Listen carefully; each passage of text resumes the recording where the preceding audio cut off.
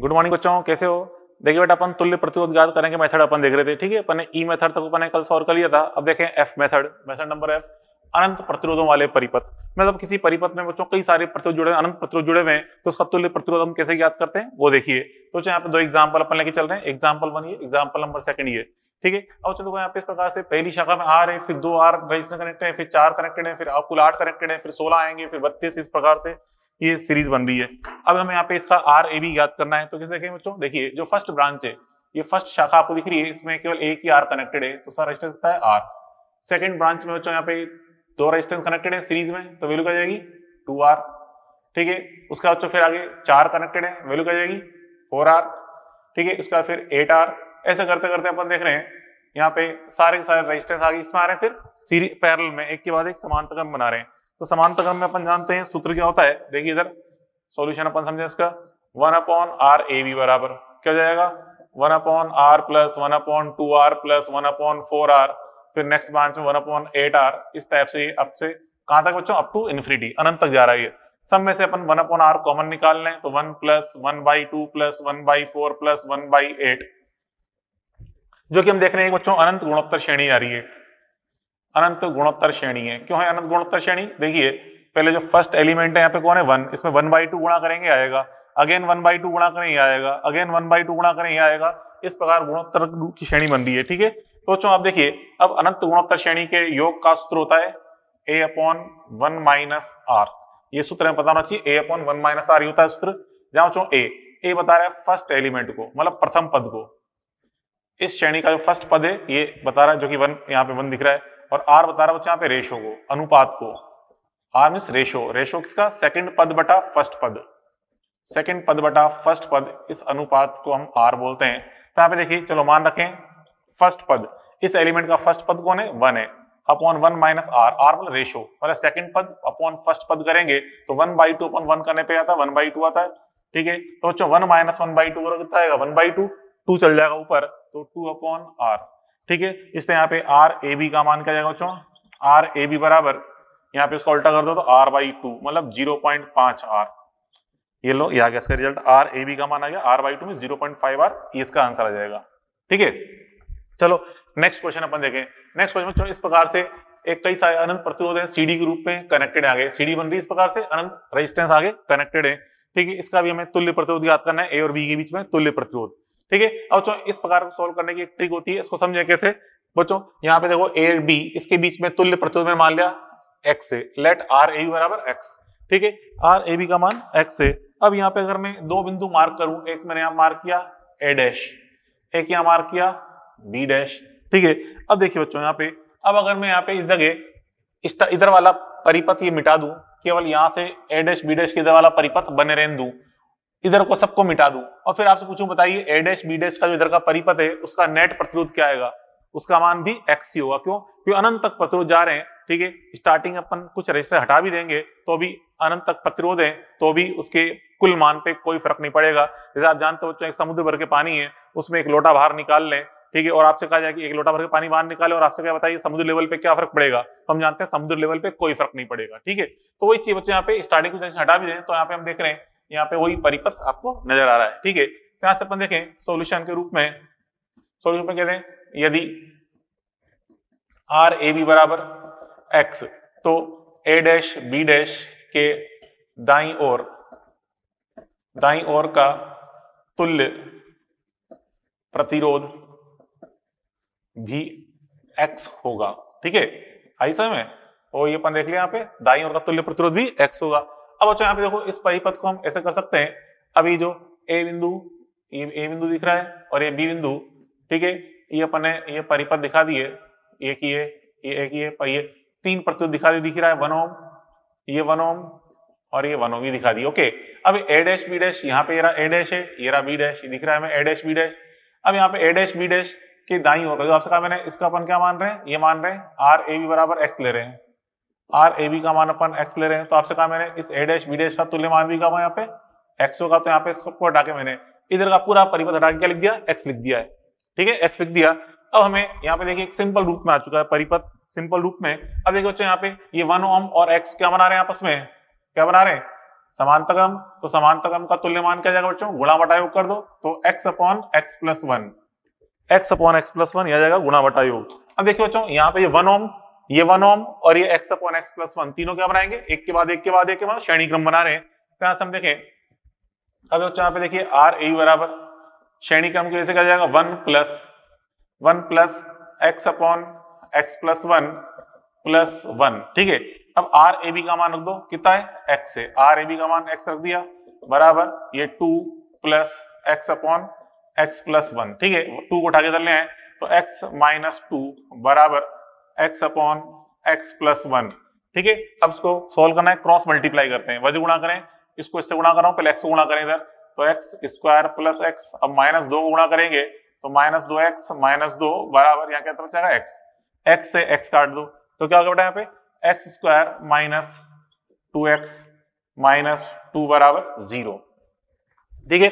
अब इसको सॉल्व करें, यहाँ पे जो धराचार्य फॉर्मूला होता है, क्या होता है श्री धराचार्य फॉर्मूला, x बराबर minus b plus minus root b square minus 4ac upon 2a, ठीक है। तो यहाँ पे माइनस बी, तो हम माइनस बी करेंगे प्लस 2 जाएगा, क्योंकि b क्या होता है x का गुणनफल, तो यहाँ पे x का गुणनफल b का मान माइनस 2 है, ठीक है। तो minus b plus minus root of b square, इसका स्क्वायर करेंगे 4 माइनस 4ac, a का मान 1, मतलब ये जो गुणनफल है 1, और c मतलब यहाँ उपस्थित होता है c होता है ये माइनस 2 अपॉन 2a मतलब a यहाँ पे x का गुणनफल जो कि 1 है, ठीक है, 2 into 1। अब क्या हो जाएगा यहाँ पे देखिए, ये हो जाएगा 2 प्लस माइनस, यहाँ पे ये माइनस इंटू माइनस प्लस बन जाएगा, तो 4 दूनी 8 और 4 12, रूट के अंदर 12 आया, 12 को आप लिखते हो 4 इंटू 3, तो 4 को बाहर निकाल लो रूट से, तो 2 रूट 3 बन जाएगा, ये 2 रूट 3 बटे में यहाँ पे 2 है, तो 2 से डिवाइड कर देंगे, तो 2 से डिवाइड करने पे क्या आएगा बेटा, x बराबर आएगा 1 प्लस माइनस रूट 3 ओम। अब हम जानते हो बच्चों x का मान, देखिए यहाँ पे क्या बन रहा है, यहाँ पे देखिए इस जगह यहाँ पे रूट 3 क्या होता है 1.73, तो आप जानते हो 1.732 होता है, ठीक है। अब अगर यहाँ माइनस चिन्ह का उपयोग करूं तो 1 माइनस 1.732 जो कि नेगेटिव आएगा, फिर एक में से 1.73 दो घटाओ के नेगेटिव आएगा, और हम जानते हैं प्रतिरोध कभी नेगेटिव नहीं होता, इसलिए x का मान यहाँ पे नेगेटिव हमें अवॉइड करना पड़ेगा, केवल प्लस वाला मान लेकर ही देखना पड़ेगा। तो हम कहते हैं यहाँ पे x बराबर 1 प्लस रूट 3 ओम केवल, ठीक है, ओनली, ठीक है, जाएगा इसका answer x equal to 1 plus root 3 ohm, ये आएगा। क्यों, क्योंकि बच्चों हम जानते हैं x का मान नेगेटिव नहीं होता, ठीक है, क्योंकि x can not negative, x का मान ऋणात्मक नहीं हो सकता, इसलिए अपन ने ये लिख दिया, ठीक है। तो बच्चों ये अपन ने ये 2 क्वेश्चन सॉल्व किए। अब बच्चों अनंत प्रतिरोध वाले जो क्वेश्चन होते हैं, इन क्वेश्चन को सॉल्व करने की एक शॉर्ट ट्रिक भी होती है। शॉर्ट ट्रिक क्या होती है बच्चों, देखिए यहाँ पे इसमें जो स्टार्टिंग के कुछ प्रतिरोध है उन्हीं का मुख्य उपयोग हो रहा होता है, मतलब उन्हीं का मुख्य प्रभाव पड़ता है, बाकी के दूर वाले रेजिस्टेंस है उनका प्रभाव कम होता जाता है। तो हमें अप्रोक्सीमेट रिजल्ट ज्ञात करना है, तो हम क्या करें, शुरू के कुछ प्रतिरोध लेके उसका तुल्यमान निकाल लो, अप्रोक्सीमेट हमें पता चल जाएगा। तो देखिए क्या है शॉर्ट ट्रिक, वो आपको दिखाया जा रहा हूं। देखिए यहाँ पे हम देखें शॉर्ट ट्रिक के बारे में, यहाँ पे देखिए शॉर्ट ट्रिक क्या है, देखिए क्या कह रहा हूं, मेरी भावना को समझो बच्चों, बहुत इजीली समझ में आएगा आपको। शॉर्ट ट्रिक अपन देखो यहाँ पे, यहाँ केवल, ठीक है, यहाँ प्रारंभ के कुछ प्रतिरोधों का ही मुख्य प्रभाव पड़ता है, बस ये चीज पता होनी चाहिए। मतलब बाकी के रेजिस्टेंस को अपन इरेज करके अपन लघुमान निकाल सकते हैं, जैसे अपन यहाँ के 3 शाखाएं ले लो, बाकी को छोड़ दो, चलो बाकी की मान लो है ही नहीं, तो इससे हम अप्रोक्सीमेट रिजल्ट निकाल लेंगे, देखना अपन पहुंच जाएंगे लगभग रिजल्ट तक। क्या जाएगा देखिए, अब यहाँ पे 3 शाखाएं दिख रही है, R1 और 2R और ये 8R, सॉरी 8R नहीं, सही कर लेना, ये मिस्टेक कर दी, 4 आ रही है, ठीक है, 4 आ रही है, 4R, ठीक है, R 2R एंड 4R तीनों को बना रहे हैं आपस में पैरेलल कॉम्बिनेशन, तो ऐड हो जाएंगे, ठीक है, 1 अपॉन के रूप में इनवर्स हो गए। मतलब क्या जाएगा यहाँ पे, मतलब क्या है, मेरी बात समझो, 1 अपॉन R A भी निकालेंगे तो क्या आएगा 1 upon R plus 1 upon 2R plus 1 upon 4R, ठीक है। अब अच्छा यहाँ पे इसमें देखिए क्या बन जाएगा, यहाँ पे R कॉमन निकाल लें तो 1 प्लस 1/2 प्लस 1/4 है, तो 4 एलसीएम ले लो, इसमें 4 एलसीएम लेंगे तो क्या यहाँ पे 4 प्लस 2 प्लस 1 तो 7/4, तो यहाँ से R A B का मान क्या जाएगा 4, यहाँ पे 1 अपॉन R कॉमन लिया, 1 अपॉन R लिया है कॉमन मैंने, 1 अपॉन R, तो यहाँ पे जाएगा 4R/7, ठीक है। यहाँ से मैंने समय से 1 अपॉन R कॉमन ले लिया, तो आ गया 7/4, तो उल्टा करेंगे तो 4R/7 हो जाएगा, 4r/7। तो बच्चों इसको अपन अप्रोक्सीमेट रिजल्ट अपन देखेंगे, क्या लगभग मान चल रहा है बच्चों, लगभग मान, क्योंकि अपन ने शुरू के 3 प्रतिरोध लेके चले लगभग, तो लगभग कितना आ गया बच्चों, 0.57r। 0.57r यह है लगभग आंसर, ठीक है, लगभग। और इसका वास्तविक मान क्या है, जबकि वास्तविक मान क्या है, जबकि वास्तविक मान ये आ रहा है रिजल्ट। तो आप देखें तो हम 4 ऑप्शन में दी गए होते हैं, 4 ऑप्शन देख के लगभग टिक कर लेंगे कि हमने देखा सोल्व करने पे अप्रोक्सीमेट कितना आ गया, 0.57r। तो 0.57 के समथिंग जो रिजल्ट आपको दिख रहा है उसको टिक कर दो, बस वही आंसर आ जाएगा, मतलब 0.5 r/2 ये टिक कर सकते हैं, ठीक है। ऐसे बच्चों यहाँ पे इसके अंदर देखिए अगला एग्जाम्पल, यहाँ भी हम देखें, यहाँ भी वही तरीका है। आपसे कहा मैंने जो शुरू के कुछ प्रतिरोध होते हैं उन्हीं का मुख्य रूप से प्रभाव पड़ रहा होता है, बाकी के प्रतिरोधों का प्रभाव लगभग खत्म होता जाता है। तो यहाँ पे देखिए हम यहाँ पे स्टार्टिंग के केवल यहीं तक लेते हैं प्रतिरोध, ये बाकी के मैंने इरेज कर दिया, ठीक है, यहाँ तक के मान लेने दिए, बाकी सबको मैंने यहाँ से हटा दिया।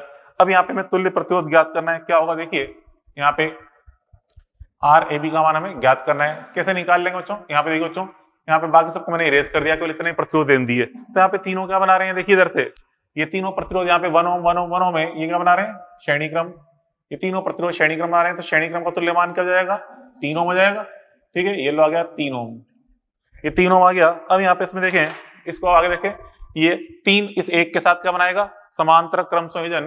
तो समांतर क्रम में मान गुणा बटा योग हो जाएगा, तो गुणा बटा योग होने पे कितना बन जाएगा, ये 3/4, गुणा बटा योग करेंगे तो 3/4 आ जाएगा, ठीक है। बाकी ये A और ये B तो वहीं सही, ये 1 ओम है, ये भी 1 ओम है। अब बच्चों यहाँ पे तीनों क्या बना रहे हैं, श्रेणी क्रम, तो श्रेणी क्रम में RAB का मान क्या जाएगा, जुड़ जाएगा। तो RAB नियरली इक्वल टू जाएगा 1 + 3/4 + 1।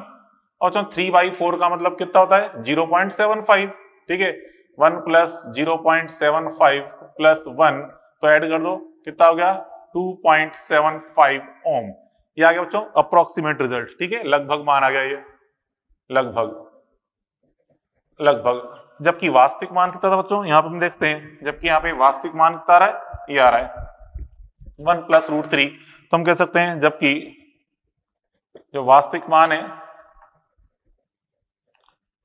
जबकि वास्तविक मान बराबर क्या था बच्चों, यहाँ पे 1 + √3, ठीक है, और √3 का मान हम जानते हैं 1.732 होता है, 1.732, तो कितना जाएगा 2.732 ओम। तो अब देखिए एग्जैक्ट मान तो कितना है 2.732 ओम, और 2.75 तो आप पहुंच ही गए ना। तो आप देखिए इतना बड़ा हमें सॉल्व करनी थी, क्या किया स्टार्टिंग से अपने कुछ प्रतिरोध लेके अप्रोक्सीमेट रिजल्ट फाइंड कर लिया और उससे लगभग आंसर आ गया, ठीक है, बात पहले पड़ी। तो इस प्रकार से अपन ये अनंत वाले क्वेश्चन सॉल्व कर सकते हैं। अब बच्चों यहाँ तक तो अपन ने सारे तुल्य प्रतिरोध ज्ञात करने के मेथड देख लिए। अब कुछ एक्स्ट्रा एग्जांपल्स आपको समझाऊं, अन्य उदाहरण अपन देखें।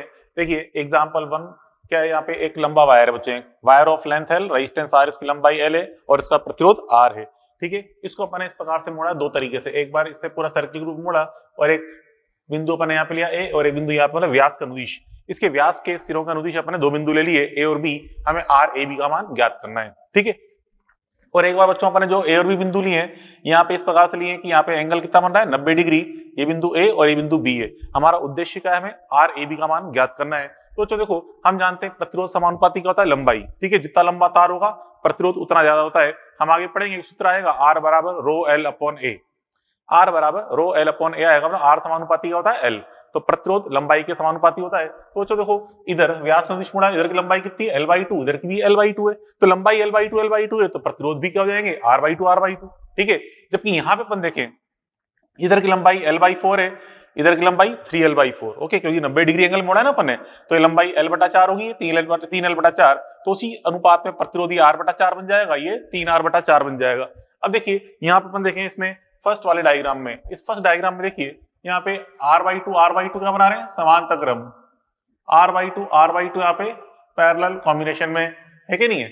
अब तो R/2 पैरेलल कॉम्बिनेशन में, इसलिए R नेट का मान क्या जाएगा, RAB = R/4, ये बन जाएगा सर रिजल्ट, ठीक है, RAB = R/4 हो जाएगा, क्लियर।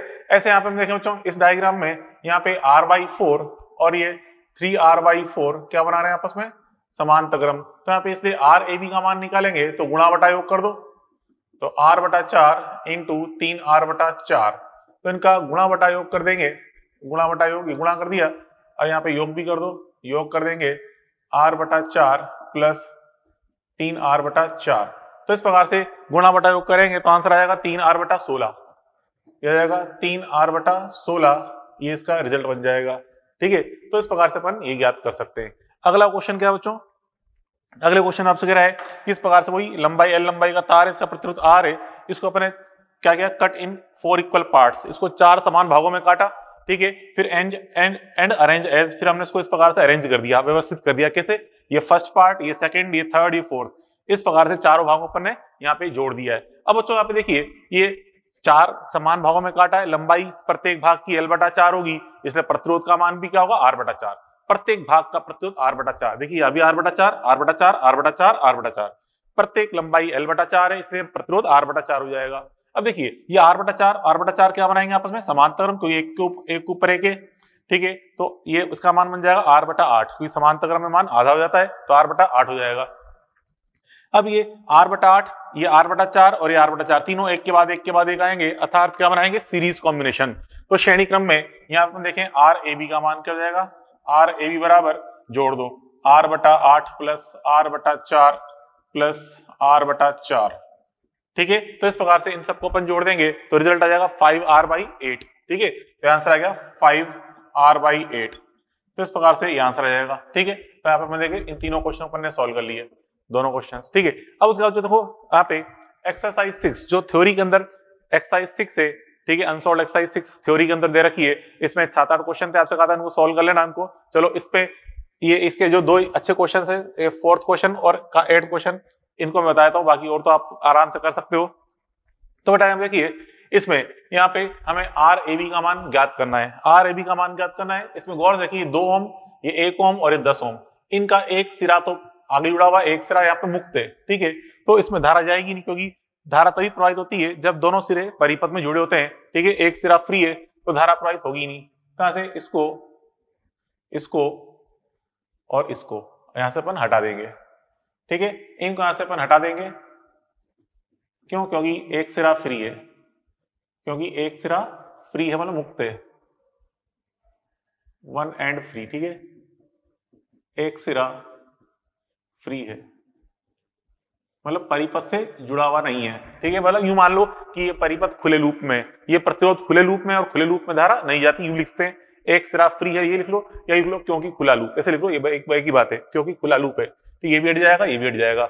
उसके बाद फिर आगे आए अपन, देखिए इसमें यहाँ पे 1.4 और ये 2.2 हमें एक के बाद एक कनेक्टेड है, श्रेणी क्रम बना रहे हैं, ये दोनों क्या बना रहे हैं, श्रेणी क्रम। तो श्रेणी क्रम में इसका मान क्या हो जाएगा बेटा, ये हो जाएगा 4 ओम, होगा नहीं होगा, जुड़ जाएंगे, ये हो गया 4 ओम, ये आ गया 4 ओम।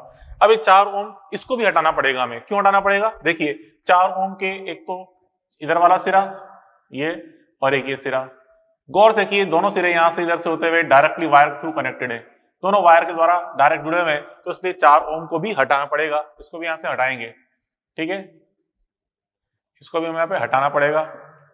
क्यों हटाना पड़ेगा, क्योंकि दोनों सिरे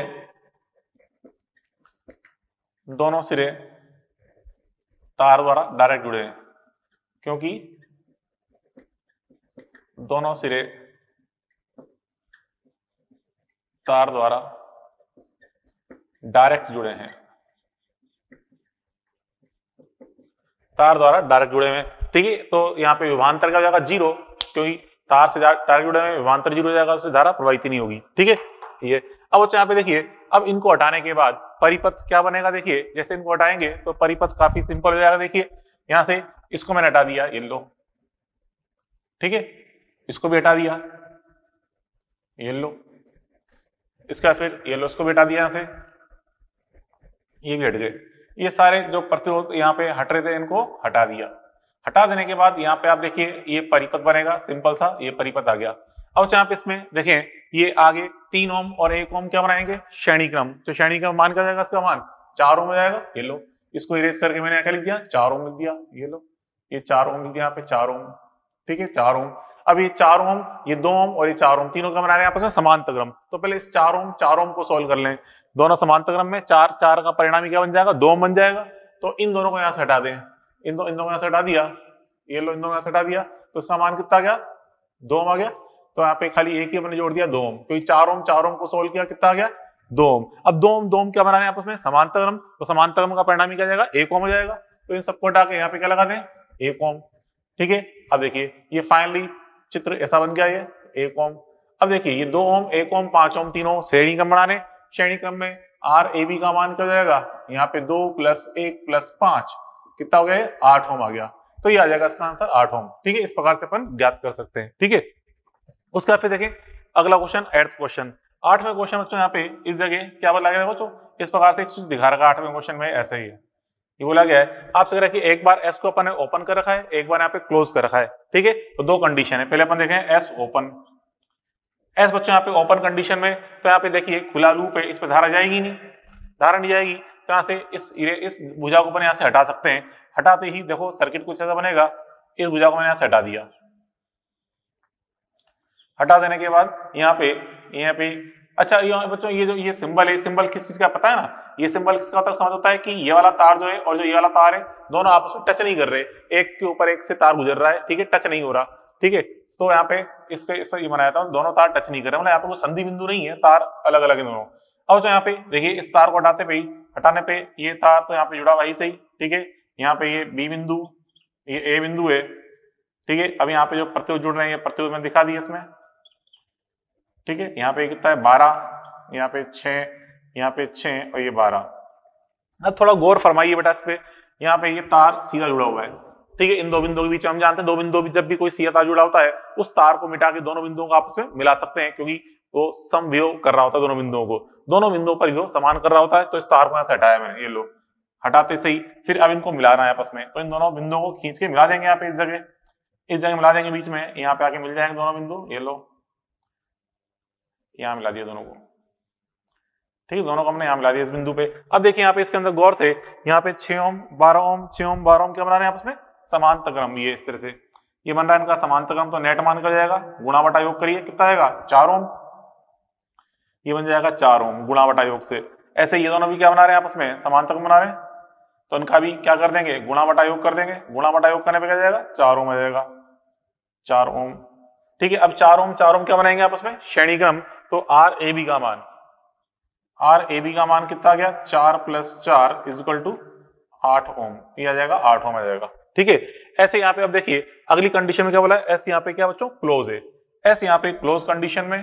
ठीक है, एस यहाँ पे क्लोज कंडीशन में, तो अब यहाँ पे क्लोज कंडीशन देख लें। क्लोज मतलब इसको हमने यहाँ पे मिला दिया आपस में, इस तरह से इसको मिला दिया है, तो जहाँ मिला दिया देखो यहाँ से हम देखें ये इस जगह ए से बी तक डायरेक्टली वायर कनेक्टेड है कि नहीं है, ए से बी तक सीधा तार जा रहा है। तो यहाँ पे क्या होगा देखिए ए से बी तक सीधा तार जा रहा है, तो यहाँ से ये यहाँ पर इसी डायग्राम देखो ए से बी तक सीधा तार कर दो, बाकी तो वही सही, ए से बी तक सीधा तार मिला देंगे तो डायग्राम कुछ इस तरह से हो जाएगा। देखिए यहाँ डायग्राम कुछ इस तरह से हो जाएगा, यहाँ से ए से बी तक मैंने तार सीधा मिला दिया। देखिए यहाँ पे ऐसा फोटो बनेगा इसमें, देखिए ए बिंदु ये बी बिंदु, ए बिंदु और ये बी बिंदु है, तो यहाँ पे इस तरह का ये चित्र बनेगा। अब यहाँ पे देखिए इस जगह एस क्लोज था, तो यहाँ पे हम देखें इस जगह यहाँ पे शॉर्ट सर्किट हो गया है। ठीक है, यहाँ पे देखो शॉर्ट सर्किट लघुपतित हो गया, सीधा ए से बी तक सीधा तार आगे जुड़ रहा है, तो यहाँ से अपन देखें ये लघुपतित हो रहा है, लघुपतित मतलब शॉर्ट सर्किट। ठीक है, शॉर्ट सर्किट हो रहा है, तो शॉर्ट सर्किट होने पे क्या होगा यहाँ पे इसमें धारा जाएगी, इसमें इसका जो प्रतिरोध है धारा जाएगी, मतलब प्रतिरोध का मान क्या हो जाएगा यहाँ पे 0 हो जाएगा। शॉर्ट सर्किट हो रहा है तो यहाँ पे इस केस में धारा इसके अंदर यहाँ पे जो प्रतिरोध है इसका मान क्या बन जाएगा 0 हो जाएगा। अतः आर ए बी बराबर 0, or a b equal to 0। क्योंकि जब भी बच्चों ए और बी बिंदु दोनों किसी तार के द्वारा आपस में डायरेक्टली जुड़ जाते हैं, मतलब शॉर्ट सर्किट हो जाते हैं, लघुपतित हो जाते हैं, तो उस केस में अब ए और बी के मध्य तुल्य प्रतिरोध क्या होता है 0, ये चीज आप ध्यान रखें। ठीक है, तो यहाँ पे अब शॉर्ट सर्किट की वजह से आर ए बी का मान क्या होगा 0, तो फर्स्ट केस में तो यहाँ पे 8 ओम आ रहा है और यहाँ पे कितना आ रहा है 0 ओम। बात पहले पड़ी, तो यहाँ तक बच्चों अपन ने ये तुल्य प्रतिरोध ज्ञात करने के सारे मेथड अपन ने कंप्लीट कर लिए, कुछ क्वेश्चन भी सोल्व कर लिए एक्स्ट्रा। अब बच्चों जितना अपन ने पढ़ लिया है ये स्टेज 1, 2, 3 में क्वेश्चन दे रखे हैं, ये इन क्वेश्चन को आप सोल्व करना। ठीक है, ये सारे क्वेश्चन जो पोर्शन अपन ने पढ़ा इसी पे आधारित है। बात पहले पड़ी, तो बच्चों यहाँ तक तो अपन ने पढ़ लिया बच्चों इलेक्ट्रॉन, यहाँ तक अपन ने पढ़ा एक तरह से तुल्य प्रतिरोध ज्ञात करने के मेथड, और उस पर बेस्ड सारे क्वेश्चन अपन ने कंप्लीटली सॉल्व कर लिए। देखिए अब यहाँ से बच्चों इस चैप्टर का जो मुख्य पार्ट है वो अपन स्टार्ट करते हैं। ठीक है, अपन जानते हैं चालक में टॉपिक क्या पढ़ रहे हैं बच्चों, करंट इलेक्ट्रिसिटी। इसके अंदर अपन जानते हैं कोई चालक है, चालक को बैटरी जोड़ते हैं, उसके अंदर एक धारा प्रवाहित होती है। ठीक है, और अगर चालक को बैटरी से नहीं जोड़ते, धारा प्रवाहित नहीं होती, तो यहाँ पे क्या कारण है कि यहाँ पे धारा प्रवाहित हो रही है बैटरी से जोड़ने पर, बैटरी नहीं जोड़ रहे, धारा प्रवाहित क्यों नहीं हो रही, उन सभी चीजों को हमें डिटेल में स्टडी करना है। आप जानते हो बच्चों धारा किसे कहते हैं, आवेश प्रवाह की दर को। ठीक है, जब भी किसी चालक में आवेश प्रवाहित होने लगता है निश्चित दिशा में, तो हम बोलते हैं कि जिस दर से आवेश प्रवाहित हो रहा है, मतलब प्रति सेकंड कितना आवेश गुजर रहा है, उसी को हम धारा बोलते हैं। ठीक है, तो यहाँ बच्चों चालक में क्या होता है, मुक्त इलेक्ट्रॉन, उन मुक्त इलेक्ट्रॉन के कारण ही यहाँ पे धारा प्रवाहित हो रही होती है।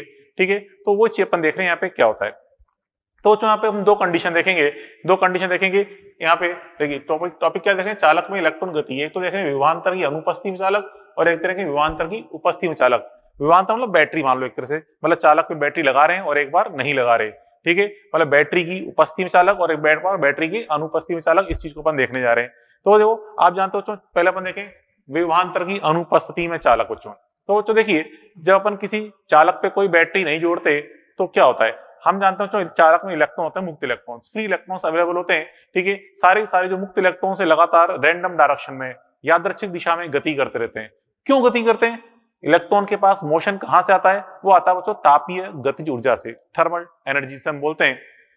क्योंकि एक्चुअल में क्या होता है, आप पढ़ चुके हो केटीजी वाले टॉपिक के अंदर, काइनेटिक थ्योरी ऑफ गैस में, कि जब भी कोई अणु होता है या कोई मॉलिक्यूल है या कोई इलेक्ट्रॉन है, उसको अगर अपन कैपिटल टी टेम्परेचर दें, तो कैपिटल टी टेम्परेचर पे उसके पास जो थर्मल काइनेटिक एनर्जी होती है, ऊष्मीय गतिज ऊर्जा, उसका मान क्या होता है बच्चों, या बोलो तापीय गतिज ऊर्जा का मान 3/2 kT, 3/2 kT, जहां पे क्या है वोल्टमान नियतांक। तो इस 3/2 kT के कारण ही उनको गतिज ऊर्जा मिल रही होती है, मतलब 12 mv² प्राप्त हो रही होती है इलेक्ट्रॉन को। तो यहाँ पे देखिए ये बच्चों चालक है, चालक में जितने भी इलेक्ट्रॉन्स है, सारे इलेक्ट्रॉन्स रैंडम डायरेक्शन में गति कर रहे हैं इस प्रकार से, मतलब यूं कह सकते हैं अपन रैंडम मोशन ऑफ इलेक्ट्रॉन। मतलब यहाँ पे देख रहे हैं कि चालक में यहाँ पे रैंडम मोशन हो रहा है, रैंडम मोशन ऑफ इलेक्ट्रॉन्स। ठीक है, जितने भी इलेक्ट्रॉन सारे रैंडम डायरेक्शन में मूव कर रहे हैं। ठीक है, ये अपन देखा। अब बच्चों यहाँ पे देखिए इलेक्ट्रॉन की तापीय गतिज होती है, मतलब ऊष्मीय गतिज के लिए तापीय गतिज का मान क्या होता है 3/2 kT।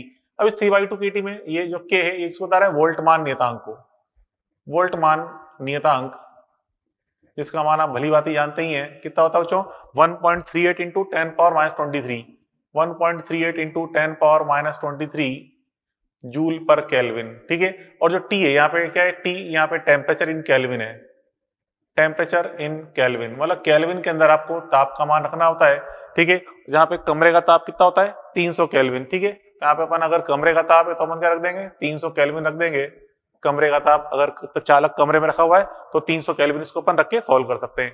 ठीक है, अब बच्चों यहाँ पे देखो इसको रख दिया मैंने 12 mv²। ठीक है, 12 mv², क्योंकि गति जो है 12 mv² रखेंगे तो 2 से 2 कट गया। यहाँ पे अगर मैं v निकालूं, थर्मल स्पीड, मतलब तापीय चाल ज्ञात करें, तो तापीय चाल क्या हो जाएगी, v = √3 kT/m आ जाएगा रिजल्ट। ठीक है, जहां पे हम क्या है मास ऑफ इलेक्ट्रॉन, E यहाँ पे चार्ज ऑफ इलेक्ट्रॉन है।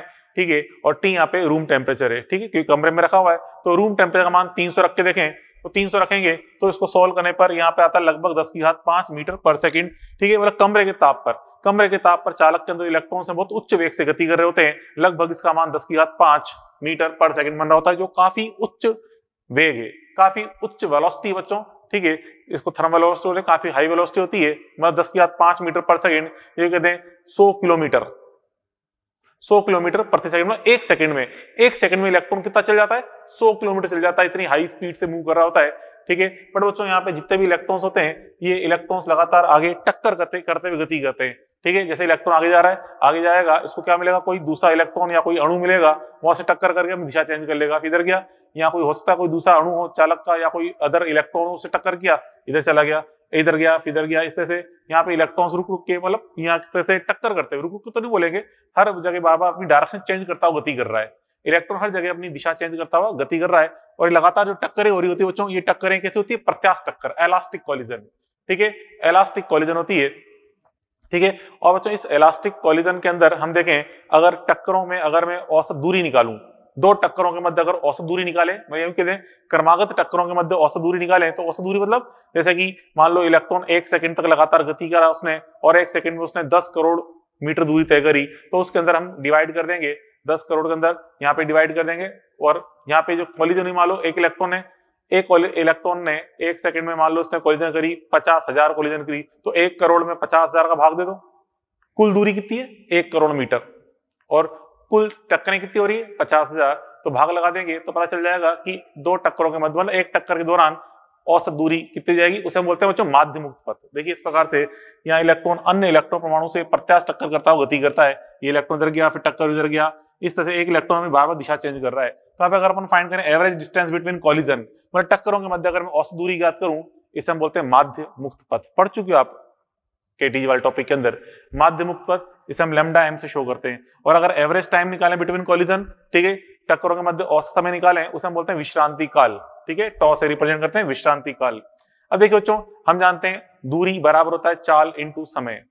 दूरी बराबर चाल इंटू समय, तो दूरी यहाँ पे लिख दी मैंने लैम्डा एम, चाल लिख दी यहाँ पे v, ये √3 kT/m, और टॉ टाइम का मान लिया टॉ। तो इस प्रकार से हम लैम्डा एम और टॉ में संबंध बता सकते हैं। लैम्डा एम बराबर √3 kT/m इंटू टॉ। ठीक है, अब बच्चों ये अपन देखा किस प्रकार सारे इलेक्ट्रॉन्स गति कर रहे हैं। अब गौर से कि जितने भी इलेक्ट्रॉन्स हैं ये सारे रैंडम मोशन कर रहे हैं। ठीक है, अगर इन सबकी में एवरेज वेलोसिटी निकालूं कितनी आएगी? 0 आएगी। ठीक है, रैंडम डायरेक्शन वेलोसिटी, इसलिए एवरेज वेलोसिटी 0 आ जाएगी। अर्थात इलेक्ट्रॉन का एक निश्चित दिशा में औसत वेग क्या आएगा? 0।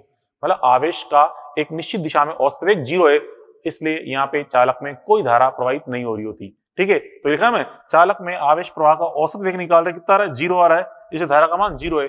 मतलब आवेश गति तो कर रहा है लेकिन रैंडम गति कर रहा है, जिसका औसत वेग ही 0 मिल रहा है। ठीक है, अर्थात औसत प्रवाह की दर, एक निश्चित दिशा में औसत प्रवाह की दर 0 आ रही है, इसलिए कोई धारा प्रवाहित नहीं हो रही होती। ठीक है, चलो अब देखा नेक्स्ट पॉइंट, विभवांतर की उपस्थिति में चालक। मींस कोई चालक है, इस पर अपन ने लगाया विभवांतर, मतलब बैटरी से इसको जोड़ा अपन ने, 20 वोल्ट की बैटरी जोड़ा। तो 20 वोल्ट की बैटरी से जोड़ना बच्चों, तो ये लंबाई का चालक है। ठीक है, ये 20 वोल्ट की बैटरी जोड़ी, इधर लगा रहे हैं तो प्लस एंड मान लो लगा, तो इस पर हाई पोटेंशियल प्लस आएगा, माइनस इधर लगाया, इधर आएगा माइनस। ये प्लस की वजह से यहाँ प्लस आ रहा है, माइनस की माइनस आ रहा है। अब बच्चों आप जानते हो इसके अंदर अब क्या बन जाएगा? एक विद्युत क्षेत्र प्लस से माइनस की तरफ, जो कि इलेक्ट्रोस्टैटिक में देख चुके हैं अपन, हाई पोटेंशियल से लो पोटेंशियल की तरफ, उच्च विभव से निम्न विभव की तरफ क्या बन जाता है? एक विद्युत क्षेत्र। जिस विद्युत क्षेत्र का मान क्या होता है? विभवांतर बटा दूरी अंतर। तो इन दोनों सिरों के मध्य विभवांतर कितना है? v, क्योंकि 20 वोल्ट की बैटरी जोड़ी इन दोनों सिरों के मध्य, तो विभवांतर v है, और इन दोनों सिरों के मध्य की दूरी अंतर कितना है? l। तो अंदर जो एक विद्युत क्षेत्र बनेगा E बराबर v/l, ये दिखा दिया मैंने रेड कलर से। E बराबर विद्युत क्षेत्र, मतलब विद्युत क्षेत्र बराबर क्या आ रहा है? v/l आ रहा है। अब बच्चों विद्युत क्षेत्र के कारण अंदर जो इलेक्ट्रॉन्स हैं वो विपरीत दिशा में एक बल अनुभव करेंगे। हम जानते हैं बच्चों इलेक्ट्रॉन एक नेगेटिव पार्टिकल है, नेगेटिव पार्टिकल पे जो फोर्स लगता है F = QE, कहां लगता है? विद्युत क्षेत्र के विपरीत दिशा में। तो अंदर जो इलेक्ट्रॉन्स हैं ये सारे इलेक्ट्रॉन्स इस दिशा में, कोई विद्युत क्षेत्र तो इधर है, इस दिशा में बल अनुभव करेंगे, अर्थात इस दिशा में गति करने को स्टार्ट हो जाएंगे। ठीक है, तो गति करने को स्टार्ट हो जाएंगे इस दिशा में, क्योंकि इस दिशा में एक बल अनुभव होगा। ठीक है, और उस बल के कारण इलेक्ट्रॉन को क्या प्राप्त होगा? एक त्वरण। तो हम जानते हैं बच्चों त्वरण बराबर होता है बल बटा द्रव्यमान। ठीक है, A बराबर F/m। तो देखिए विद्युत क्षेत्र के कारण E बराबर v/l कारण इलेक्ट्रॉन का त्वरण कितना आएगा? त्वरण A बराबर कैसे निकालेंगे? F/m, और F का मान अपन जानते हैं क्या होता है? Q × E, और Q यहाँ पे इलेक्ट्रॉन के रूप में, इसलिए -E रखेंगे, तो -E/m। तो बच्चों यहाँ पे E इलेक्ट्रॉन पे आवेश जो कि फिक्स है, m मास ऑफ इलेक्ट्रॉन जो कि फिक्स है, E विद्युत क्षेत्र है, विभवांतर बटा लंबाई।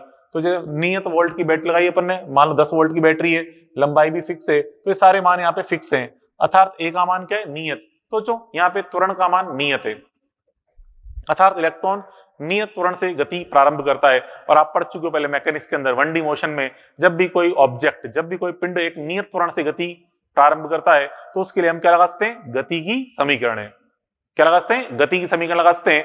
ठीक है, v बराबर u + at, s बराबर ut + ½ at², v² बराबर u² + 2s इत्यादि, इन सभी का अपन यूज कर सकते हैं। आई बस में। चलो अब आगे देखें बच्चों, यहाँ पे ड्रिफ्ट वेलोसिटी, मतलब अपवहन या अपवाह वेग, क्या होता है ड्रिफ्ट वेलोसिटी? तो बच्चों यहाँ पे जो इलेक्ट्रॉन है, ये इलेक्ट्रॉन इन्होंने गति स्टार्ट करी, ठीक, कहाँ पे? विद्युत क्षेत्र के विपरीत। तो जैसे ही गति स्टार्ट करते हैं, रास्ते में क्या मिलते हैं इसको? स्टैटिक आयंस, मतलब स्थिर परमाणु मिलते हैं, या कहते हैं स्थिर आयन मिलते हैं, किसके? चालक के। जैसे कॉपर का, तांबे का तार है, तांबे का चालक है, तो अंदर कॉपर के परमाणु मिलेंगे या कॉपर आयन मिलेंगे। तो जैसे इलेक्ट्रॉन आगे जाएगा तो उस परमाणु से टकराते ही फिर उसकी वेलोसिटी क्या बन जाती है? 0 हो जाती है। लेकिन बल तो लग रहा है, फिर स्टार्ट होगा इलेक्ट्रॉन आगे, फिर आगे स्टार्ट होगा, फिर आगे अन्य परमाणु मिलेगा, टक्कर करके इलेक्ट्रॉन फिर रुक जाएगा, फिर आगे बढ़ेगा, फिर आगे फिर टक्कर होगी, फिर रुक जाएगा। इस प्रकार से इलेक्ट्रॉन लगातार गिरता पड़ता गति करता है। ठीक है, तो इलेक्ट्रॉन की स्पीड काफी स्लो हो जाती है। ठीक है, मतलब जो इलेक्ट्रॉन है यहाँ पे, इलेक्ट्रॉन को जाना किधर, इधर ही जाना है, क्योंकि बल लग रहा है इधर, लेकिन इलेक्ट्रॉन रुक रुक के गति कर रहा है, इस तरह से रुक रुक के गति कर रहा है, रुक रुक के इधर की ओर सरक रहा है। ठीक है, तो इसी रुक रुक गति को हम क्या बोलते हैं, अपवहन वेग बोलते हैं। ठीक है, ड्रिफ्ट वेलोसिटी बोलते हैं। ठीक है, वीडी वेक्टर। तो क्या बच्चों, ड्रिफ्ट वेलोसिटी विद्युत क्षेत्र ई वेक्टर की उपस्थिति में इलेक्ट्रॉन का जो औसत वेग है उसी को हम क्या बोलते हैं, अपवहन वेग या रुक रुक वेग बोलते हैं, क्योंकि इलेक्ट्रॉन रुक रुक के गति कर रहा है। ठीक है, ड्रिफ्ट वेलोसिटी। अब बच्चों अभी आपसे कहा मैंने क्या लगा सकते हैं, गति की समीकरण है, तो गति की पहली समीकरण लगा रहा हूं मैं। ठीक है, तो V एवरेज बराबर U average plus A T average. ठीक है, तो हम जानते हो इलेक्ट्रॉन जैसे टक्कर हुई, कैसे, अब जीरो से गति स्टार्ट करेगा, तो प्रारंभिक वेग कितना है इसका, 0। फिर इसने कोई टक्कर से ठीक पहले इसने मान लो VD वेक्टर वेग प्राप्त कर लिया, तो उसको लिख दिया मैंने VD वेक्टर, ये 0 और A का मान ये लिख दिया -E/m और T एवरेज का मान टॉ रख दिया अपन ने। ठीक है, अब यहाँ पे देखिए, अब इसका यहाँ पे VD इक्वल टू क्या रहा है, -E टॉ E/m ये आ रहा है रिजल्ट। यहाँ माइनस साइन क्या इंडिकेट कर रहा है, माइनस साइन इंडिकेट कर रहा है कि VD वेक्टर की दिशा E वेक्टर के विपरीत है। दिख ही रहा है बच्चों, E वेक्टर इधर को है, VD वेक्टर इधर को है, अर्थात इलेक्ट्रॉन की अपवहन वेग की मान जो होता है वो विद्युत क्षेत्र के विपरीत दिशा में होता है। ठीक है, उसका अगर मैं परिमाण निकालूं तो सदिश हट जाएंगे और माइनस भी हट जाएगा, तो परिमाण क्या आ गया, E टॉ m/E। ठीक है, अब बच्चों यहाँ पे इस सूत्र में यहाँ पे ये E टॉ बटा m ये मान जो है टेम्परेचर पे डिपेंड करता है केवल, क्योंकि E और m तो वैसे फिक्स है। रही बात टॉ की, ये डिपेंड करता है टेम्परेचर पे। हाँ, अगर टेम्परेचर भी फिक्स कर दें, कमरे का ताप फिक्स कर दिया जाए, तो उस केस में हम कह सकते हैं ये वाला मान क्या हो जाएगा, निश्चित हो जाएगा। तो हम कहते हैं फिक्स्ड एट फिक्स्ड टेम्परेचर, मतलब नियत ताप पर निश्चित होता है, ये नियत ताप पर निश्चित मान होता है ये। ठीक है, अर्थात हम कह सकते हैं कि नियत ताप पर एट कांस्टेंट टेम्परेचर VD समानुपाती क्या आएगा, E। VD proportional to E आएगा, क्योंकि ये चीज तो क्या रहेगी, कांस्टेंट। तो जो अब समानुपाती चिन्ह हटाएं तो कांस्टेंट लगाएंगे म्यू, तो VD इक्वल टू क्या हो गया, म्यू इंटू E, क्योंकि यहाँ पे ये राशि क्या बच्चों, कांस्टेंट है। ठीक है, तो VD इक्वल टू क्या आ गया, म्यू इंटू E आ गया। तो इस म्यू को हम क्या बोलते हैं, म्यू इक्वल टू क्या होता है, मोबिलिटी, मतलब गतिशीलता। इसका बोलते हैं गतिशीलता, बोलते हैं मोबिलिटी, मतलब गतिशीलता कहते हैं, गतिशीलता, इलेक्ट्रॉन की गतिशीलता कही जाती है। अब इस गतिशीलता म्यू, इसका मान या इसका मात्रक क्या है देखिए, तो अपन देखें यहाँ पे जो म्यू इक्वल टू क्या है, VD/E, दिख ही रहा है। ठीक है, अच्छा यहाँ से इसकी मैं यूनिट देखूं, इसका मात्रक क्या होगा, इसका मात्रक क्या बनेगा, इसका मात्रक अपन देखें VD क्या है, अपवन वेग है, वेग का मात्रक क्या होता है, मीटर पर सेकेंड, और E विद्युत क्षेत्र है, विद्युत क्षेत्र का मात्रक वोल्ट प्रति मीटर, क्योंकि E बराबर V बटा L ना, वोल्ट बटा मीटर, मतलब वोल्ट प्रति मीटर है, वोल्ट प्रति मीटर। और जो मीटर चल जाएगा ऊपर तो जाएगा मीटर स्क्वायर, नीचे आएगा वोल्ट इंटू सेकेंड। ठीक है, मीटर स्क्वायर पर वोल्ट इंटू सेकेंड, ये बन गया रिजल्ट। ठीक है, ये इसका मात्र होता है। चलो अब बच्चों आपसे कहा कि मैंने यहाँ पे ये जो म्यू है, मतलब ये म्यू का मान कितना है, E टॉ अपॉन m। यहाँ पे जो टॉ है ये किस पे डिपेंड कर रहा है, टेम्परेचर पे, टेम्परेचर पे निर्भर करता है। हाँ, टेम्परेचर फिक्स है तो इसका मान फिक्स होगा, लेकिन अगर टेम्परेचर को चेंज करें तो इस पर क्या फर्क पड़ेगा, देखिए। तो जैसे हम टेम्परेचर बढ़ाते हैं तो टेम्परेचर बढ़ाने पर इलेक्ट्रॉन की चाल है वो बढ़ जाती है। ठीक है, इलेक्ट्रॉन की जो यहाँ पे एक तरह से गति जो है वो बढ़ जाती है। अब जल्दी जल्दी टकरें होती हैं, इलेक्ट्रॉन की जो वाली चाल है, ये वाली जो रैंडम वाली चाल है, ये फास्ट हो जाती है, जल्दी जल्दी टक्करें होती हैं, जल्दी जल्दी टक्कर होती है, अर्थात टक्कर के मध्य औसत समय घट जाता है। ठीक है, टेम्परेचर बढ़ाने पे क्या होती है, टक्करें जल्दी जल्दी होती है, मतलब टक्कर आवृत्ति बढ़ जाती है। टक्कर आवृत्ति बढ़ने से टक्करों के मध्य का समय, मतलब टॉ का मान घट जाता है, और टॉ का मान घटने से क्या होता है, तो देखिए यहाँ पे टेम्परेचर बढ़ाएंगे तो टक्कर आवृत्ति बढ़ेगी, टक्कर आवृत्ति बढ़ेगी तो टॉ का मान कम हो गया है, मतलब समय कम लग रहा है टक्करों के मध्य, टॉ घट गया है। अब टॉ का मान घटेगा तो हम जानते हैं टॉ का मान घटेगा तो म्यू का मान भी क्या होगा, घटेगा, क्योंकि समानुपाती आ रहा है, म्यू घटेगा। अब म्यू घटेगा तो VD का मान भी घटेगा, क्योंकि VD बराबर क्या है, E टॉ E/m, तो टॉ का मान घट गया है तो VD का मान भी घट जाएगा।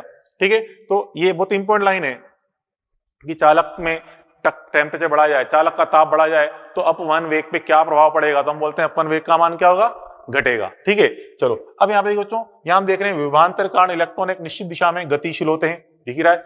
जैसे विभवांतर लगाया अपन ने, इलेक्ट्रॉन एक निश्चित दिशा में गति चालू कर दी, इस तरह से निश्चित दिशा में इलेक्ट्रॉन ने गति चालू कर दी है। ठीक है, अर्थात इसका औसत वेग 0 नहीं है, जबकि यहाँ पे तो औसत वेग क्या रहा था, 0 आया था। यहाँ पे देख रहे हैं औसत वेग 0 नहीं है, किसके बराबर है, VD के बराबर, अर्थात एक अशून्य औसत वेग है, अर्थात विद्युत धारा I अशून्य होगी, मतलब चालक में धारा प्रवाहित होगी।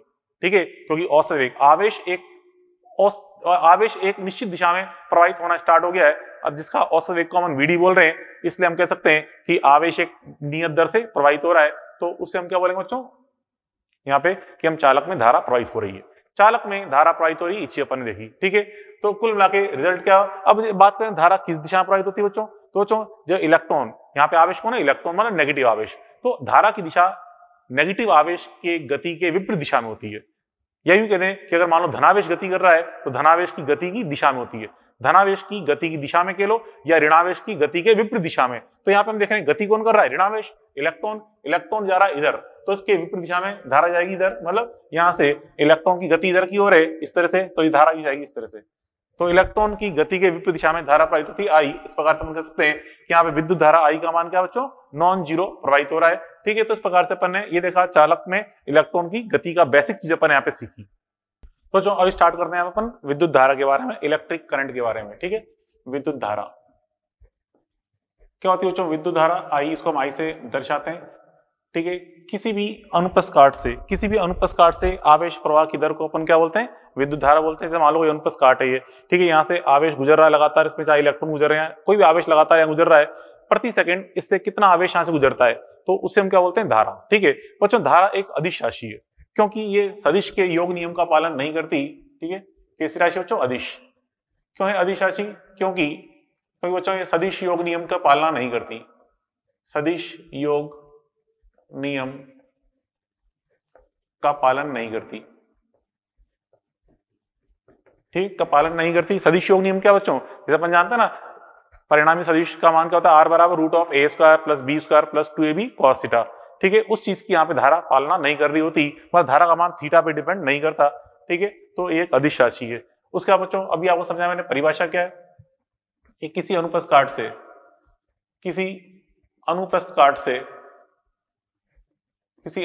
से आवेश प्रवाह की दर, आवेश मतलब Q के प्रवाह की दर को हम क्या बोलते हैं, धारा बोलते हैं।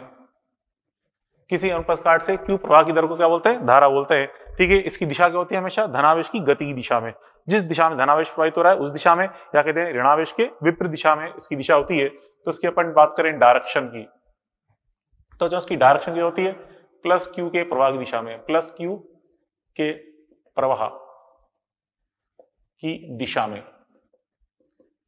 दिशा में, या हम कह सकते हैं माइनस Q के विपरीत दिशा में, या माइनस Q के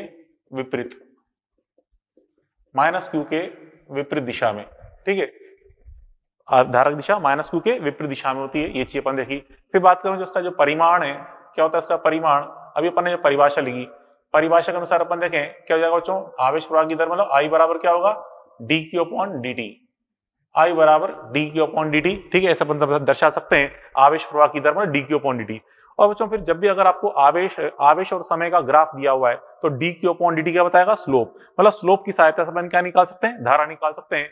तो dQ/dt क्या बता रहा है, स्लोप ऑफ QT ग्राफ। ठीक है, QT ग्राफ के स्लोप से अपन क्या निकाल लेंगे बच्चों, धारा ज्ञात कर लेंगे। ठीक है, अगर Q वर्सेस T ग्राफ दे रखा है तो उसका स्लोप ज्ञात करो, अपने आप धारा का मान पता चल जाएगा। ठीक है, अब बच्चों अगर देखिए इस सूत्र का उपयोग कब करते हैं, जब यहाँ पे आवेश का मान किसी समीकरण के पदों में दे रखा हो, आवेश का मान किसी समीकरण के पदों में दे रखा है, जैसे Q बराबर 2t² माइनस 3t+1, तो उसका अवकलन करके अपन क्या निकाल लेंगे, धारा। और अगर आवेश का मान एक नियत रूप से दे रखा है, ठीक है, और समय का मान दे रखा है, तो हम धारा निकाल लेंगे, इसे हम I एवरेज बोलते हैं, औसत धारा। तो I एवरेज बराबर क्या होता है, डेल्टा Q/ΔT। मतलब क्वेश्चन में आपको अगर एक नियत समय में प्रवाहित आवेश की मात्रा दे रखी है, निश्चित आवेश की मात्रा, तो हम इसे निकाल लेंगे, मतलब प्रवाहित Q बटा लगा समय, प्रवाहित Q बटा लगा समय से अपन क्या निकाल लेंगे, औसत धारा निकाल लेंगे, I एवरेज। ठीक है, ये तो अपन को देखा Q हमें दे रखा है, तो हम यहाँ पे धारा कैसे निकाल सकते हैं।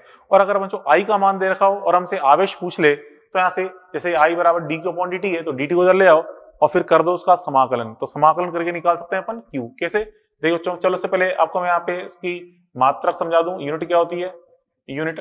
तो यहाँ पे देखिए आवेश बराबर I बराबर क्या है, Q/T, आवेश का मात्रक क्या है, कूलाम, और समय का मात्रक क्या है, सेकंड, मतलब कूलाम प्रति सेकंड, इसे हम बोलते हैं एम्पियर। ठीक है, एम्पियर बोलते हैं, कूलाम प्रति सेकंड को ही एम्पियर कहा जाता है। ठीक है, चलो अब आप बात करें बच्चों यहाँ पे आवेश की। अब आपको मान लो धारा दे रखी है और कुल प्रवाहित आवेश पूछा जाए, मतलब T1 व T2 समय के मध्य कुल प्रवाहित आवेश आपसे पूछ ले तो कैसे निकालेंगे बच्चों? देखिए, अगर बच्चों यहाँ पे क्वेश्चन में आई का मान वेरिएबल दे रखा है, मतलब कोई समीकरण ग्रुप में दे रखा है, तो हम इस सूत्र का उपयोग करेंगे। तो यहाँ से डी क्यू बराबर क्या हो जाएगा? I D T. तो डी क्यू बराबर हो जाएगा आई डी टी, फिर कर डालो उसका समाकलन, तो क्यू बराबर क्या हो जाएगा? इंटीग्रेशन, लिमिट लगा दी T1 से T2 आई डी टी। ठीक है, और अगर धारा का मान आपको नियत दे रखा है, ठीक है, औसत धारा दे रखी है या नियत धारा का परिमाण दे रखा है, तो फिर हम इस सूत्र से निकाल सकते हैं।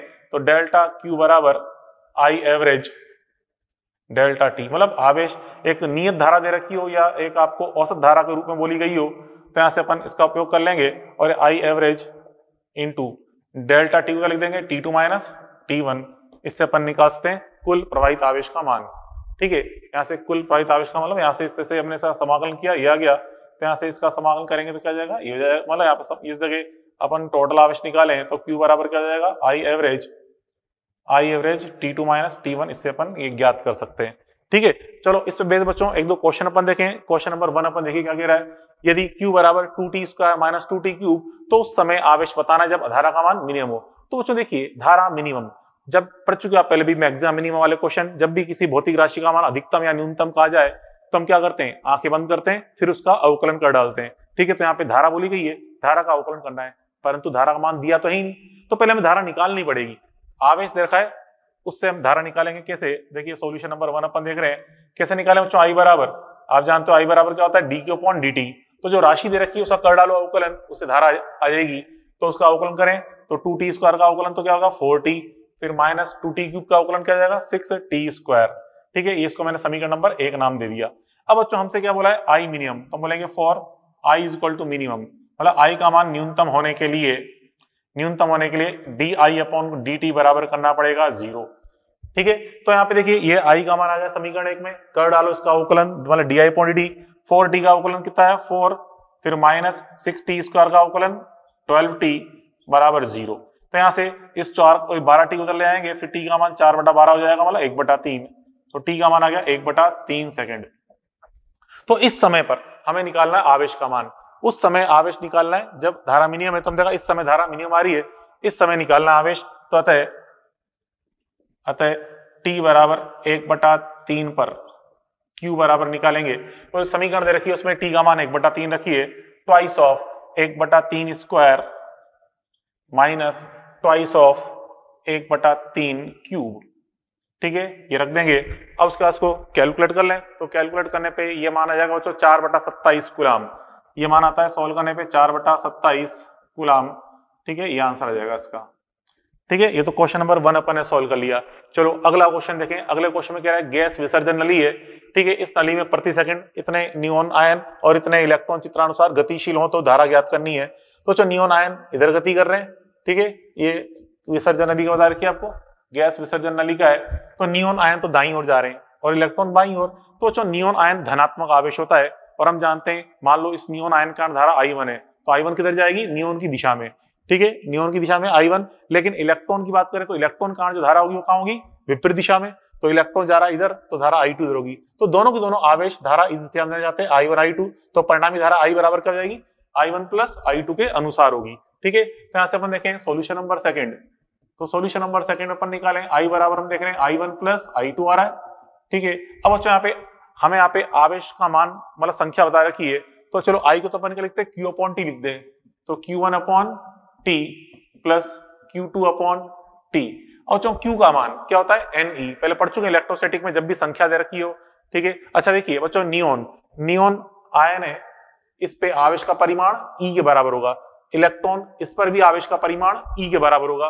ठीक है, दोनों पे आवेश का परिमाण E के बराबर है, तो उसको लिख देंगे Q1 का मान तो क्या है? Ne, मतलब N1E, और टाइम का मान बच्चों 1 सेकेंड। Q2 का मान N2E, और टाइम का मान 1 सेकेंड, क्योंकि देखिए लिखा है प्रति सेकंड। ठीक है, प्रति सेकंड यहाँ पे शब्द ले रखा है, तो t का मान 1 सेकेंड है। तो यहाँ से बच्चों इसमें हम क्या कॉमन निकाल लें? इसमें से E कॉमन निकाल लेंगे, तो क्या हो जाएगा? N1 plus N2। अब यहाँ पे E का मान पता ही है आपको, 1.6 इंटू 10 पावर माइनस 19 होता है। ठीक है, N1 प्लस N2 के मान आपको दे रखे हैं। N1 का मान कितना है? 4 × 10 की घात 19, और N2 का मान क्या है 6 गुणा 10 की घात 19, ये रख देंगे तो यहाँ पे क्या हो जाएगा 10 गुणा 10 की घात 19 मतलब 10 की घात 20 हो जाएगा। इसको इससे गुणा करो तो आ जाएगा आंसर 16 एम्पियर। ठीक है 16 एम्पियर इसका रिजल्ट आ जाएगा। आ गया आंसर। चलो अब बच्चों थर्ड क्वेश्चन सॉल्व करने से पहले आपको मैं एक चीज समझाऊं। एक स्टार पॉइंट ग्रुप में देखें धारा और अपवन वेग में संबंध क्या होता है आई और वीडी में। तो ये भी थोड़ी देर पहले अपन देखा था अपन ने कि एक जब भी अपन विभवांतर लगाते हैं तो इलेक्ट्रॉन निश्चित दिशा में अपवन वेग वीडी से गति प्रारंभ करते हैं जिसके कारण परिपथ में धारा प्रवाहित हो रही होती है। इसका मतलब वीडी के कारण धारा प्रवाहित हो रही है। तो वीडी और आई में संबंध क्या है देखिए, आई व वीडी में संबंध मतलब अपवन वेग में जो संबंध है आई व वीडी में संबंध होता है बच्चों, ये होता है आई बराबर NEA VD ये रिलेशन होता है आई और वीडी में संबंध। ठीक है मतलब बच्चों इस प्रकार से देखिए ये कोई चालक है, ठीक है इसका अनुप्रस्थ काट ए है। ए क्या बच्चों चालक का अनुप्रस्थ काट। ठीक है और बच्चों यहाँ पे इसके अंदर धारा प्रवाहित हो रही है इस तरह से। ठीक है इस चालक के अंदर धारा प्रवाहित हो रही है इस दिशा में धारा आई प्रवाहित हो रही है इस दिशा में आई। ठीक है और आई प्रवाहित होने का कारण क्या बच्चों इलेक्ट्रॉन। ठीक है इलेक्ट्रॉन इधर जा रहे होंगे इस तरह से, इस दिशा में इलेक्ट्रॉन गति कर रहे हैं। ये इलेक्ट्रॉन किस वेग से वीडी वेग से। तो वीडी वेग से गति कारण इसके अंदर धारा आई इस प्रकार से प्रवाहित हो रही है अपन ने देखा आई। ठीक है तो यहाँ पे इस आई का मान ये होता है NEA VD। ए तो क्या यहाँ पे अनुप्रस्थ काट, ठीक है चालक का अनुप्रस्थ काट है मतलब यहाँ पे चालक एक समरूप चालक है इसका अनुप्रस्थ काट ए है। और यहाँ पे जो n है, यहाँ जो n आपको दिख रहा है स्मॉल n ये होता है संख्या इस चालक में कुल इलेक्ट्रॉनों की संख्या बटा इस चालक का कुल आयतन वॉल्यूम n बटा वॉल्यूम। इस चालक में कुल मुक्त इलेक्ट्रॉनों की संख्या बटा चालक का कुल आयतन। ठीक है तो इसका जो मात्रक बनेगा इसकी यूनिट क्या बन जाएगी बच्चों प्रति मीटर क्यूब। ठीक है इसकी यूनिट क्या आएगी बच्चों, यूनिट इज इक्वल टू प्रति मीटर क्यूब इसकी यूनिट बनेगी क्योंकि यहाँ पे n संख्या है। ठीक है और वॉल्यूम का मात्रक मीटर क्यूब होता है। ठीक है n यहाँ बता रहा है। और बच्चों इसी को हम क्या बोलते हैं इलेक्ट्रॉन घनत्व, इसी को हम इलेक्ट्रॉन घनत्व या इलेक्ट्रॉन सांद्रता कहते हैं। मतलब चालक में इलेक्ट्रॉन के घनत्व या इलेक्ट्रॉन की सांद्रता। ठीक है ये होता है n का मान। क्लियर ये बात पहले पढ़ी। चलो अब इस पे एक एग्जांपल समझाओ। एग्जांपल नंबर थर्ड में अगर बच्चों A = 1m² का एक कॉपर का तार है, इसमें 1 मिनट में 6 कूलाम आवेश गुजरता है तो तार में इलेक्ट्रॉन घनत्व इतना हो तो आई और वीडी का मान बताना है। तो बच्चों यहाँ पे समय का मान दे रखा है और आवेश का मान दे रखा है तो पहले यहाँ से अपन धारा का मान आराम से ज्ञात कर सकते हैं। कैसे ज्ञात करेंगे बच्चों धारा का मान, देखिए यहाँ पे I बराबर Q/T से सॉल्यूशन नंबर थर्ड अपन देख रहे हैं। यहाँ पे I बराबर Q/T का उपयोग कर सकते हैं। Q/T Q का मान कितना यहाँ पे 6 कूलाम है, 6 कूलाम। ठीक है और समय का मान कितना दे रखा है बच्चों 1 मिनट मतलब 60 सेकंड दे रखा है 60 सेकंड। तो यहाँ पे 6/60 करने पे कितना जाएगा मान 1/10 एम्पियर। तो धारा तो क्या आ गई लो 1/10 एम्पियर, ये आ गया धारा का मान, ये निकाल लिया। अब हमें निकालना है वीडी का मान। तो आई बराबर NEA VD होता है तो वीडी बराबर क्या जाएगा I/NEA। अब देखिए बेटा यहाँ पे हमें जो मान रखना है आई तो चलो खैर 1/10 रख दिया अपन ने। ठीक है उसके बाद फिर n का मान यहाँ पे जो दे रखा है 10 की घात 28 प्रति सेंटीमीटर क्यूब है। मतलब एक प्रति सेंटीमीटर क्यूब में संख्या कितनी है 10 की घात 28 है। तो 1 मीटर क्यूब में संख्या कितनी आएगी, गुणा करेंगे 10 की घात 6 से। ठीक है क्योंकि यहाँ पे प्रति सेंटीमीटर क्यूब इतने से मान के अंदर इलेक्ट्रॉन इतने 10 की घात 28 है तो इतने सारे मान में मतलब 1 मीटर क्यूब में इलेक्ट्रॉन तो बहुत सारे होंगे, 10 की घात 6 से गुणा करेंगे तो कितना मान है यहाँ पे ये 10 की घात 28 इंटू 10 की घात 6 ये गुणा कर दिया। ई का मान आपको बताइए 1.6 इंटू 10⁻⁻19 होता है, 1.6 इंटू 10⁻⁻19। ठीक है अब एरिया में कितना रखा बच्चा यहाँ पे 1 mm², 1 मिलीमीटर स्क्वायर। इसको हम चेंज करेंगे मीटर स्क्वायर ग्रुप में तो 10 की घात -6 से गुणा करेंगे 10 की घात -6 से। ठीक है तो सॉल्व करने पे यहाँ से वीडी का मान निकल जाएगा, जो भी आ रहा है सॉल्व करना, ये आ जाएगा वीडी का मान। ठीक है अब बच्चों उसके आगे तो मैंने ये बेसिक क्वेश्चन देख लिया आवेश और धारा से रिलेटेड। अब बच्चों उसके बाद मैं आपको नेक्स्ट चीज समझाऊं कि जैसे कोई इलेक्ट्रॉन है या कोई भी आवेश पार्टिकल है अगर किसी वर्ताकार पथ पे घूम रहा है तो वर्ताकार पथ पे घूम रहा है तो यहाँ भी इससे संबंधित एक धारा होती है। क्यों, क्योंकि जैसे इस वर्ती पथ में कोई एक अनुप्रस्थ काट ले लूं, मान लो वर्ती पथ पे रास्ते में कोई एक अनुप्रस्थ काट मान ले तो बार बार इलेक्ट्रॉन उसके अंदर से गुजरेगा, बार बार इलेक्ट्रॉन उस अनुप्रस्थ काट के अंदर से गुजरेगा। तो हम देख रहे हैं यहाँ पे एक अनुप्रस्थ काट जो निश्चित अनुप्रस्थ काट है उससे बार बार इलेक्ट्रॉन या कोई भी आवेश गुजर रहा है, आवेश बार बार गुजर रहा है तो एक निश्चित अनुप्रस्थ काट से आवेश प्रवाह की दर को हम क्या बोलते हैं धारा बोलते हैं। तो इस सर्कुलर पाथ से भी रिलेटेड एक धारा होती है, तो यहां से हम वही देखने जा रहे हैं नेक्स्ट स्टार पॉइंट के रूप में। वृत्तीय पथ, वृत्तीय पथ पर गतिशील, वृत्तीय पथ पर गतिशील आवेश के संगत धारा,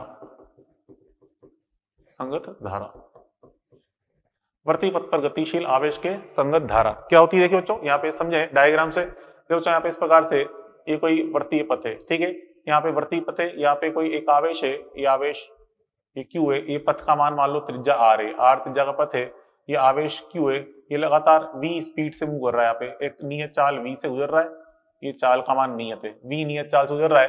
अब देखो यहाँ पे रास्ते में कोई अपन अनुप्रस्थ काट बनाए, एक अनुप्रस्थ काट, ठीक है, ये मैंने कोई एक काल्पनिक अनुप्रस्थ काट बना दिया, काल्पनिक अनुप्रस्थ काट, काल्पनिक अनुप्रस्थ काट दिखा दिया मैंने, काल्पनिक अनुप्रस्थ काट। तो चलो देखिए बार बार ये आवेश यहाँ से गुजरेगा इसके अंदर से इस प्रकार से, तो जैसे यहाँ से गुजरा फिर घूम के फिर यहाँ से बार गुजरेगा, फिर घूम के फिर गुजरेगा, घूम के फिर गुजरेगा, घूम के फिर गुजरेगा, तो बार बार गुजरता रहेगा, कितने टाइम में? कैपिटल टी टाइम में, ठीक है, एक आवर्तकाल का जो टाइम है, बार बार एक आवर्तकाल टाइम में अपने इस अनुप्रस्थ काट से गुजरेगा, ठीक है। तो हम कह सकते हैं आवेश की धारा निकाले तो आई बराबर क्या होता है? अपन पढ़ा तो अपने आई बराबर क्यू अपॉन टी, तो क्यू के रूप में यहाँ पे कौन है? आवेश क्यू, और समय कितना लग रहा है? कैपिटल टी लग रहा है, समय कैपिटल टी लग रहा है, ठीक है। अब यहाँ पे हम जानते हैं समय जो कैपिटल टी है इसको हम लिखते हैं दूरी बटा चाल, एक चक्कर में तय दूरी बटा चाल, तो 2 पाई आर, तो दूरी हो गई और चाल का मान v, एक चक्कर में तय दूरी बटा चाल, इससे आवर्तकाल निकल जाएगा, फिर इसको ऊपर भेज दो तो आई बराबर क्या आ जाएगा? Q V upon 2 pi R, I बराबर क्या आ गया? Q V upon 2 pi R, ये आ गया रिजल्ट, ठीक है। अब बच्चों यहाँ पे इसको मैं ऐसे लिखता हूँ, देखिए Q upon T, 1 upon T, आवर्तकाल का व्युत्क्रम क्या होता है? आवर्ती, तो यहाँ पे 1 अपॉन टी को मैं एफ लिख दूं तो आई बराबर क्या जाएगा? देखिए ये जाएगा क्यू एफ, क्यू एफ, ठीक है।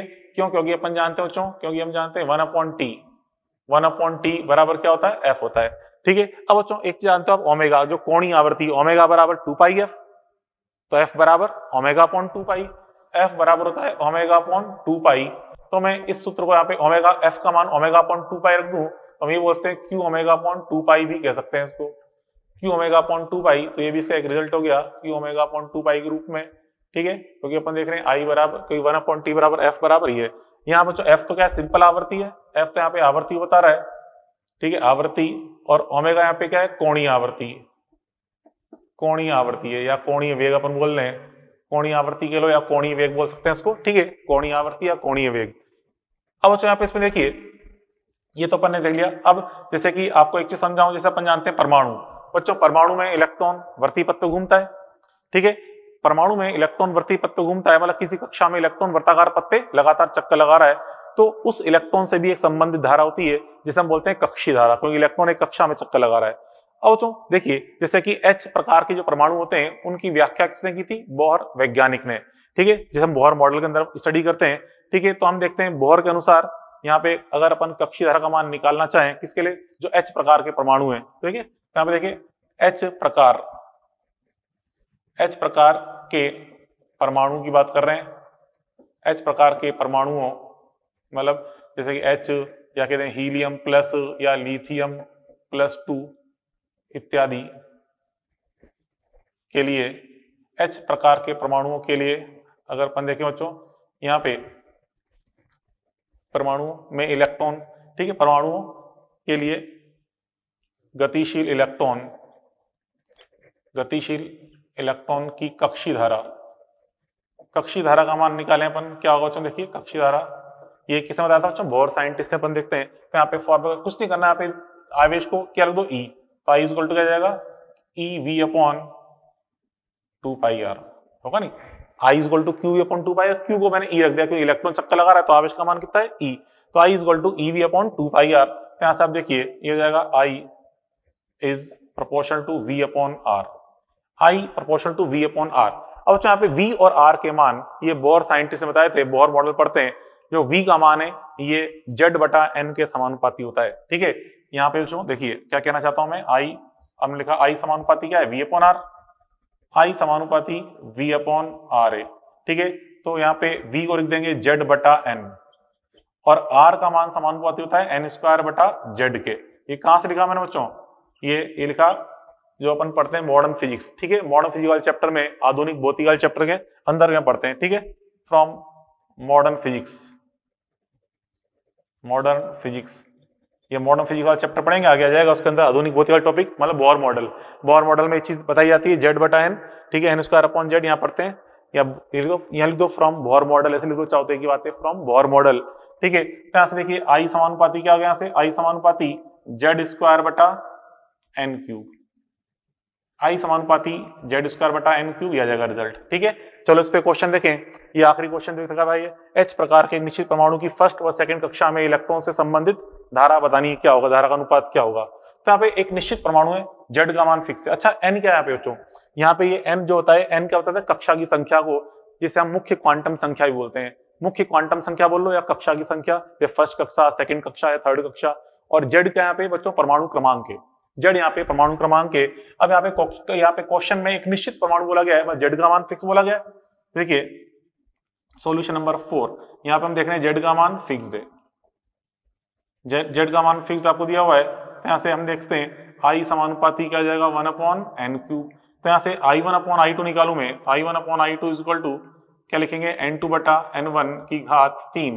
n2 का मान यहाँ पे 2 है और n1 का मान 1, तो क्या जाएगा आंसर 8 बटा 1। तो आ जाएगा इसका आंसर 8 बटा 1, ये इसका आंसर आ जाएगा। तो बच्चों इस प्रकार से अपन ये क्वेश्चन सोल्व किए, ठीक है, धारा से रिलेटेड, ठीक है, कुछ बेसिक क्वेश्चन अपन ने सोल्व किए। इसमें बच्चों 2-3 और इंपॉर्टेंट क्वेश्चन है आपकी मॉड्यूल में दे रखे हैं, ठीक है। मॉड्यूल के अंदर जो एग्जाम्पल 3, एग्जाम्पल 4 एंड एग्जाम्पल 6 है, इसको आप नोट कर लेना मॉड्यूल से ही, और नोट करना ही करना और समझना भी सही, ठीक है। दोनों काफी अच्छे क्वेश्चन, तीनों क्वेश्चन ये आपको नोट भी करने और समझने भी है, ठीक है। और फिर यहाँ पे उसी में के बाद आपको एक एक्सरसाइज 1 दे रखी है थ्योरी के अंदर, उसमें 5-6 क्वेश्चन है, ये आपको सोल्व करके लेके आने हैं, ठीक है। तो चलो खैर आज के लिए इतना बहुत है, कल मिलते हैं, ओके, गुड बाय।